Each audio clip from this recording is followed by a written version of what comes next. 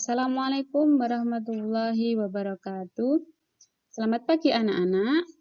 Bagaimana kabarmu hari ini? Hari ini kita akan belajar tema 5, ekosistem, subtema 3, keseimbangan ekosistem pembelajaran ke-1. Di masa seperti ini, jangan lupa untuk selalu menjaga kesehatan dengan selalu mencuci tangan menggunakan sabun, memakai masker, dan menjaga jarak.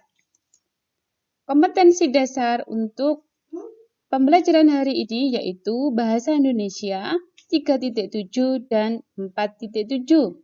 Sedangkan pembelajaran muatan IPA yaitu 3.5 dan 4.5. Materi belajar hari ini ada 3. Yang pertama, perbedaan simbiosis mutualisme, simbiosis komensalisme, dan simbiosis parasitisme. Materi pembelajaran yang kedua, membuat peta pikiran. Materi belajar yang ketiga, membuat poster jaring-jaring makanan. Bagaimana? Sudah siap belajar hari ini?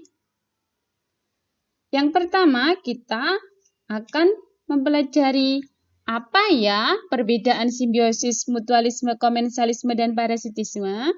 Untuk mengingatnya, ada kata kunci dari Bu Guru. Untuk simbiosis mutualisme, kata kuncinya saling diuntungkan. Simbiosis komensalisme, kata kuncinya satu untung, satu netral. Sedangkan simbiosis parasitisme, satu untung dan satu rugi. Ini adalah contoh simbiosis mutualisme. Hayo, hewan apa ini anak-anak? Iya, pintar. Anak-anak sudah biasa, yaitu lebah. Lebah suka makan nektar pada bunga. Dalam aktivitasnya, lebah mendapatkan untung, yaitu makanan dari bunga. Sedangkan bunga dapat diuntungkan secara tidak sadar. Kaki lebah ini membantu proses penyerbukan pada bunga. Simbiosis komensalisme contohnya yaitu pada ikan badut dan anemon laut. Ikan badut mendapat untung ketika mendapat tempat persembunyian ketika dikejar-kejar oleh predator. Sedangkan anemon laut netral karena tidak untung dan tidak rugi. Contoh yang kedua dari simbiosis komensalisme yaitu pohon apa ya ini? Ayo, siapa tahu tumbuhan apa? Ya, pinter. Siapa yang di rumahnya ada tumbuhan seperti ini? Ini adalah tumbuhan paku yang menempel pada inangnya. Simbiosis yang ketiga yaitu simbiosis parasitisme. Contohnya benalu yang menempel pada inang dan tali putri yang menempel pada inangnya. Keduanya ini merugikan karena menghisap sari-sari makanan yang ditempelinya.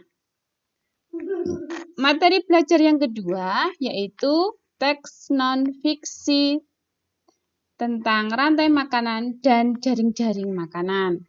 Masih ingat bukan apa itu teks non-fiksi anak-anak? Nah, bukalah bahan ajar yang sudah Bu Guru kirimkan di WA grup kalian tentang rantai makanan dan jaring makanan.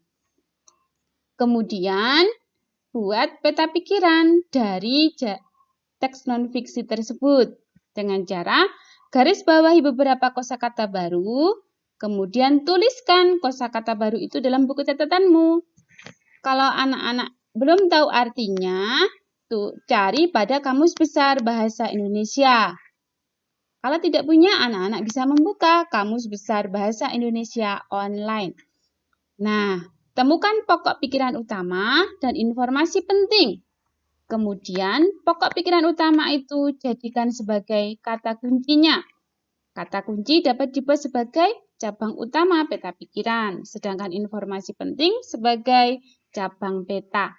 Ini adalah contoh dari peta pikiran yang telah Bu Guru buat. Anak-anak pasti sudah bisa membuat peta pikiran yang lebih bagus dari Bu Guru, bukan?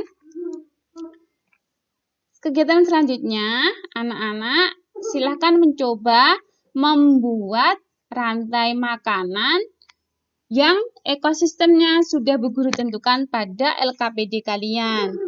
Sediakanlah gambar, kemudian gunting gambar tersebut, kemudian foto. Difoto dan dikirimkan lewat WA grup kalian. Ketua kelompok menyusun berdasarkan hasil diskusi kelompok dan presentasikan hasil karya kalian. Bagaimana anak-anak? Menyenangkan bukan belajar hari ini? Semangat belajar ya. Terima kasih kepada Bapak Ibu orang tua yang sudah menemani anak belajar. Assalamualaikum warahmatullahi wabarakatuh.